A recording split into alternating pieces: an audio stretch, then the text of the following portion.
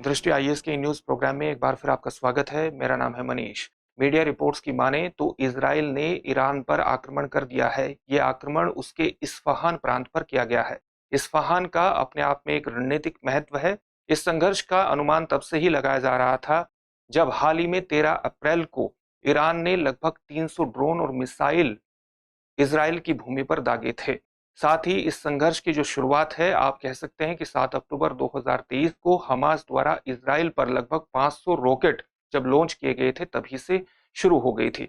आज हम इस पूरे संघर्ष को समझने का प्रयास करेंगे और साथ ही इजराइल और ईरान के मध्य पूर्व में किस प्रकार के संघर्ष है, उस संघर्ष की पृष्ठभूमि क्या है और उसके मध्य पूर्व पर क्या प्रभाव हो सकते हैं, इन न्यूज में इसको विस्तार से समझेंगे।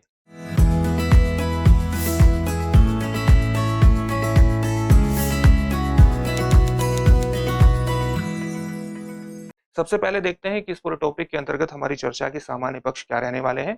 सबसे पहले हम आज की खबर को विस्तार से जानेंगे। इसके बाद देखेंगे कि इजराइल के हमले की पृष्ठभूमि क्या है। इस पृष्ठभूमि को जानने के बाद हम देखेंगे कि इजराइल और ईरान संघर्ष का इतिहास क्या रहा है, मध्य पूर्व पर इसके किस तरह से प्रभाव हो सकते हैं, वैश्विक शांति पर इसके किस तरह से प्रभाव हो सकते हैं और इस पर भारत का क्या रुख है। अंत में आपके लिए एक अभ्यास प्रश्न होगा जिसका उत्तर आपको कमेंट बॉक्स में कमेंट करके देना होगा। ये जो पूरा विषय है यूपीएससी की मुख्य परीक्षा के सामान्य अध्ययन प्रश्न पत्र 2 यानी अंतरराष्ट्रीय संबंध जैसे खंडों से जोड़ करके आप इसे देख सकते हैं। हम आगे बढ़े इससे पहले आप हमारे चैनल को सब्सक्राइब जरूर करिए और बेल आइकन दबाइए ताकि हमारे सभी प्रोग्राम का नोटिफिकेशन आपको प्राप्त हो सके। तो मीडिया रिपोर्ट्स आई है कि इजराइल ने ईरान के इस्फहान प्रांत पर हमला कर दिया है और विशेष तौर से ये खबरें आ रही हैं कि इस्फहान के एयरपोर्ट पर हमला किया गया है। इस्फहान का रणनीतिक महत्व क्या है? रणनीतिक महत्व को आप देख सकते हैं कि यहाँ पर एक बहुत ही बड़ा एयरबेस स्थित है। साथ ही ये यहाँ पर एक बहुत बड़ी मिसाइल प्रोडक्शन कॉम्प्लेक्स भी स्थित है और ये स्थान ऐसा है जहां पर कई परमाणु सुविधाएं हैं ईरान की। तो रणनीतिक दृष्टिकोण से ईरान के लिए विशेष रूप से महत्वपूर्ण है और इसी कारण माना जा रहा है कि इजराइल ने इसको निशाना बनाया है मिसाइल के माध्यम से।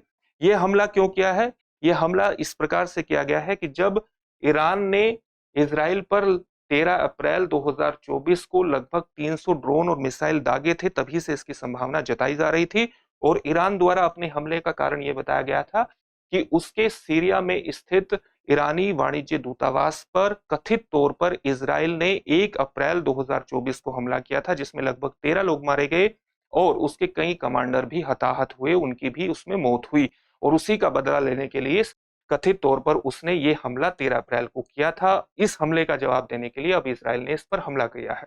तो हमारे लिए जानना जरूरी है कि इस संघर्ष की हाल ही की यानी तात्कालिक पृष्ठभूमि क्या है। तात्कालिक पृष्ठभूमि इसकी 7 अक्टूबर 2023 को तब शुरू होती है जब हमास ने लगभग 500 रॉकेट इजराइल पर दाग दिए थे।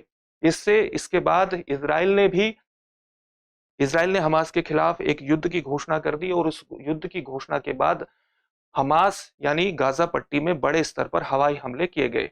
1 नवंबर 2023 को गाजा और मिस्र के बीच रफा सीमा खोल दी गई क्योंकि यही एकमात्र सीमा थी जहां पर शरणार्थी आ जा सकते थे। उनके लिए सुविधाएं, मेडिकल सुविधाएं उपलब्ध कराई जा सकती थी, खाद्य सुविधाएं, खाद्यों की आपूर्ति की जा सकती थी। तो रफा सीमा खोलना विशेष रूप से महत्वपूर्ण है। 1 नवंबर 2023 को फिर से खोली गई। 15 नवंबर 2023 को इजराइल ने रेड मारना और खासतौर से चिकित्सा सुविधाओं को निशाना बनाना शुरू किया क्योंकि उसका मानना था कि इन चिकित्सा सुविधाओं के माध्यम से ही हमास उस पर हमले कर रहा है, इसलिए उसने चिकित्सा सुविधाओं को निशाना बनाया। 19 नवंबर 2023 को एक महत्वपूर्ण घटना घटी जब यमन में स्थित हुती विद्रोही, जिनको ईरान का समर्थन प्राप्त है, उन्होंने गैलेक्सी लीडर मालवाहक जहाज पर जो लाल सागर से गुजर रहा था अपना हेलीकॉप्टर उतारा और इससे लाल सागर संकट की शुरुआत हुई क्योंकि उसका मानना था कि इजराइल के हमास में या गाजा पट्टी पर किए गए हवाई हमलों का विरोध करने के लिए जरूरी है कि जो लाल सागर से होने वाले यूरोपियन राष्ट्रों के जो वस्तुतः इजराइल को सपोर्ट करते हैं उनके मालवाहक जहाजों को निशाना बनाया जाए और इस तरह से वो अपना समर्थन फिलिस्तीन के प्रति, हमास के प्रति अभिव्यक्त कर सके। तो इससे लाल सागर संकट की शुरुआत हुई क्योंकि लाल सागर से और खासतौर से स्वेज नहर से होकर के भूमध्य सागर और एशिया का एक महत्वपूर्ण व्यापार होता है और ये व्यापार की अपने आप में एक बहुत बड़ा महत्व है, बहुत बड़ी मात्रा है और वैश्विक व्यापार का एक महत्वपूर्ण मार्ग है।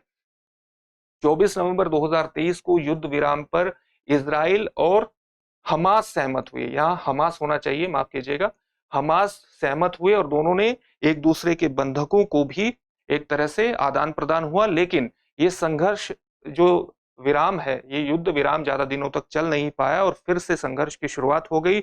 गाजा पट्टी पर इजराइल के हमले 20 दिसंबर 2023 से और ज्यादा तीव्र हो गए। एक यूएन सिक्योरिटी काउंसिल का भी एक महत्वपूर्ण स्टेटमेंट जनवरी में ही 23 जनवरी 2024 को आया, जब उसने कहा कि टू स्टेट सॉल्यूशन ही एकमात्र विकल्प है इस मध्य पूर्व के संघर्ष का, यानी इजराइल और फिलिस्तीन राष्ट्र की, दो राष्ट्रों की स्थापना, टू स्टेट सॉल्यूशन इस समस्या का एकमात्र विकल्प है। अब 13 अप्रैल को ईरान द्वारा इजराइल पर मिसाइल और ड्रोन हमले किए गए और ये ड्रोन हमले कथित तौर पर सीरिया में स्थित ईरानी वाणिज्य दूतावास पर इजराइल के हमलों के प्रतिकार में किए गए। और इसके प्रतिकार में, इस हमले के प्रतिकार में अब ईरान ने, माफ कीजिएगा, इजराइल ने ईरान के इस्फहान प्रांत को निशाना बनाया है। इस इजराइल और ईरान संघर्ष के इतिहास को भी जानना विशेष रूप से महत्वपूर्ण है। इसमें जो एक सीमा रेखा आती है वो 1979 की आती है, क्योंकि 1979 के पहले ईरान में जो शासन था वो पहलवी शासन था, पहलवी शासकों का शासन था। और इसके बाद ईरान इस 1979 की क्रांति के बाद एक धार्मिक राज्य के रूप में परिवर्तित हो गया। तो 1948 में जब इजराइल राष्ट्र अस्तित्व में आया तो अरब राष्ट्रों ने उसका विरोध किया और अरब राष्ट्रों के विरोध के कारण अरब इजराइल संघर्ष की शुरुआत इजरायली राष्ट्र के अस्तित्व में आने के बाद ही शुरू हो गई। लेकिन इस संघर्ष में इजराइल की विजय हुई और इस युद्ध के बाद ईरान ने इजराइल से संबंध स्थापित किए। ईरान इजराइल से संबंध स्थापित करने वाला एक दूसरा मुस्लिम बहुल राष्ट्र था और पहला राष्ट्र था तुर्की, यानी एक तरह से जो गैर अरब राष्ट्र थे, तुर्की और ईरान, उन्होंने इजराइल के साथ बेहतर संबंधों को स्थापित करने का प्रयास किया। और इजराइल के जो प्रथम प्रधानमंत्री थे डेविड बेन गुरियन, उन्होंने भी अपने परिधि सिद्धांत यानी परिधि पर स्थित राष्ट्रों के साथ अपने बेहतर संबंधों को विकसित किया ताकि वो अरब राज्यों के बहिष्कार का, उनके विरोध का सामना कर सके। और इस नीति के तहत उन्होंने तुर्की और ईरान के साथ अपने संबंधों को बेहतर बनाया, क्योंकि उस समय ईरान में पहलवी राजवंश स्थित था और इसको अमेरिका का भी समर्थन प्राप्त था और इजराइल को भी अमेरिका का समर्थन प्राप्त था।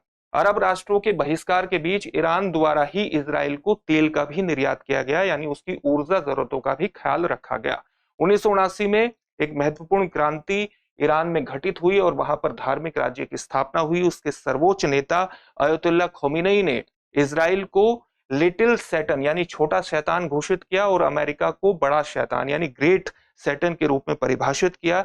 इस और साथ ही मध्य पूर्व में अपने आप को एक शक्ति के रूप में डेवलप करने का प्रयास किया, जिससे न केवल उसके यानी ईरान के न केवल इजराइल से संबंध खराब हुए बल्कि दूसरी शक्ति सऊदी अरब से भी उसके संबंध बिगड़ने शुरू हुए। इसी बीच एक महत्वपूर्ण घटना आपको समझनी चाहिए कि 1950-1960 के दशक में जो मिस्र के शासक थे गमाल अब्दुल नासिर, उन्होंने पैन अरबवाद यानी अरब राष्ट्रों के बीच सांस्कृतिक समानताओं के आधार पर एकजुटता का आह्वान किया।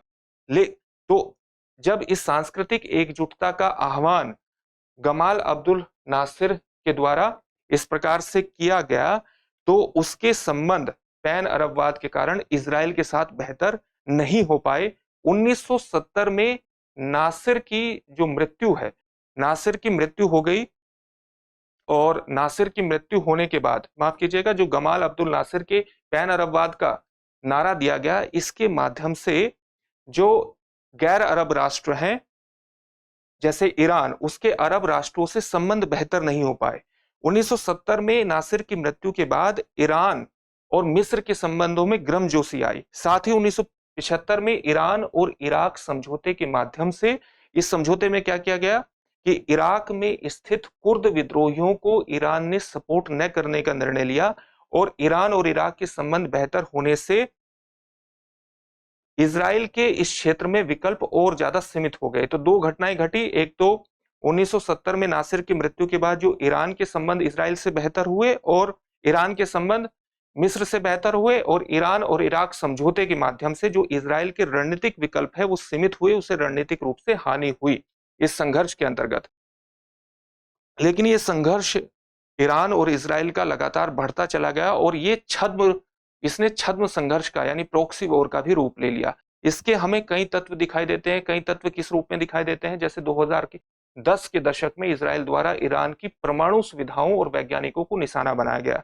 इसका जो सबसे महत्वपूर्ण उदाहरण है वो वर्ष 2010 का है, जब इजराइल और अमेरिका द्वारा विकसित एक मलिशियस कंप्यूटर वायरस स्टक्सनेट ने ईरान के नतांज में स्थित उसके यूरेनियम संवर्धन सुविधा पर हमला किया, और ये इस प्रकार की इंडस्ट्री पर किया गया पहला सार्वजनिक साइबर हमला था। ईरान द्वारा भी अलग अलग देशों में स्थित अपने प्रॉक्सीज के माध्यम से इजराइल का और अमेरिका का विरोध किया गया। जैसे वो लेबनान में हिजबुल्लाह संगठन को सपोर्ट करता है, गाजा पट्टी में हमास को सपोर्ट करता है, इसी प्रकार से यमन में हौती विद्रोहियों को भी सपोर्ट करता है। तो इस संघर्ष ने एक प्रॉक्सी रूप धारण कर लिया है, जिसमें इजराइल और अमेरिका के द्वारा अलग अलग तरीके से स्ट्रेटेजिकली ईरान को नुकसान पहुंचाया जाता है, उसकी परमाणु सुविधाओं को नुकसान पहुंचाया जाता है, और उसी प्रकार से अलग अलग संगठनों के माध्यम से ईरान द्वारा भी इजराइल को नुकसान पहुंचाया जाता है। इस संघर्ष ने एक पूरा छद्म रूप धारण किया हुआ है। इसका प्रभाव क्या हो सकता है? इसका प्रभाव ये हो सकता है कि जो हाल ही में इजराइल के द्वारा हमला किया गया है, इससे मध्य पूर्व में संघर्ष का फैलाव हो सकता है। एक तरह से माना जा रहा था कि 7 अक्टूबर 2023 को जब हमास ने इजराइल पर हमला किया, तो उसका एक महत्वपूर्ण उद्देश्य था एक वाइडर कॉन्फ्लिक्ट में इस पूरे संघर्ष को डेवलप करना, ताकि फिलिस्तीन की समस्या का अंतर्राष्ट्रीय स्तर पर किसी न किसी तरह से रिप्रेजेंटेशन किया जा सके। तो एक तरह से जो उसका अंतर्निहित उद्देश्य था, अगर ये वाइडर कॉन्फ्लिक्ट में तब्दील होता है तो अंतर्निहित उद्देश्य में वो कामयाब होता हुआ दिख रहा है, अगर मध्य पूर्व में कोई भी वाइडर कॉन्फ्लिक्ट डेवलप होता है। इसका एक बहुत बड़ा नेगेटिव इंपैक्ट ये होगा कि पश्चिम एशिया पूरे विश्व में लगभग 30% कच्चे तेल की आपूर्ति करता है। तो कच्चे तेल की कीमतें अंतर्राष्ट्रीय मार्केट में लगभग $150 पर बैरल पहुंच सकती है, और इससे भारत को भी नुकसान होगा, क्योंकि भारत भी अपने कच्चे तेल की 80% की आवश्यकताओं की जो पूर्ति है वो आयात के माध्यम से ही करता है। अमेरिका की प्रतिक्रिया विशेष रूप से महत्वपूर्ण है, क्योंकि अमेरिका हमेशा से ही इजराइल के खुद की रक्षा करने के अधिकार को सपोर्ट करता रहा है। लेकिन आप जानते हैं कि बाइडेन गवर्नमेंट के सामने सबसे बड़ी समस्या यह है कि हाल ही में इसी वर्ष अमेरिका में चुनाव होने हैं, और चुनाव के समय किसी भी दूर के देश में किसी संघर्ष में उलझना बाइडेन के लिए एक फॉरेन पॉलिसी के लिहाज से एक सही चीज नहीं भी हो सकती, एक समुचित नहीं हो सकता। इसलिए बाइडेन प्रशासन की कोशिश होगी कि वो इस पूरे संघर्ष में बहुत बड़े संघर्ष की शुरुआत भी ना हो, और साथ ही वो इजराइल को सपोर्ट भी करता रहे।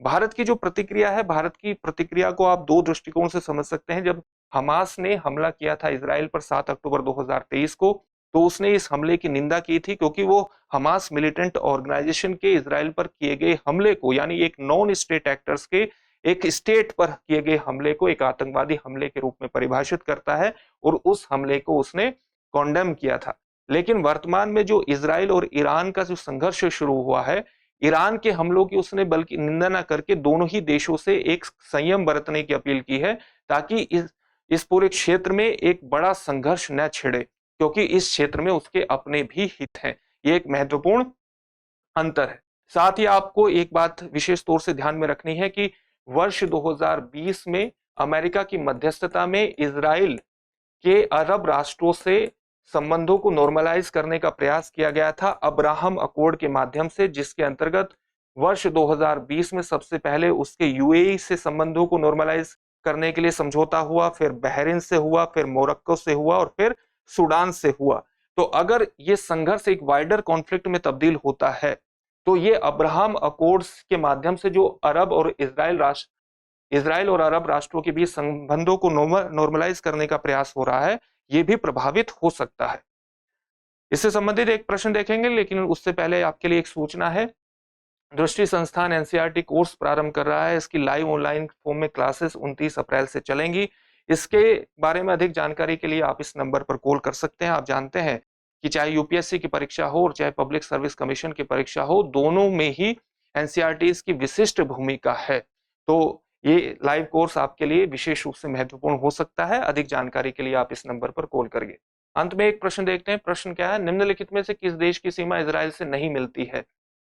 आपके ऑप्शंस हैं लेबनान, मिस्र, सीरिया या ईरान। इस प्रश्न का उत्तर आप हमें कमेंट बॉक्स में कमेंट करके जरूर दीजिए। फिर से एक नए सेशन में आपसे मुलाकात होगी। धन्यवाद। डियर व्यूअर्स, अपने एग्जाम की तैयारी को और बेहतर करने के लिए हमारे चैनल को लाइक, शेयर और सब्सक्राइब करना न भूलें।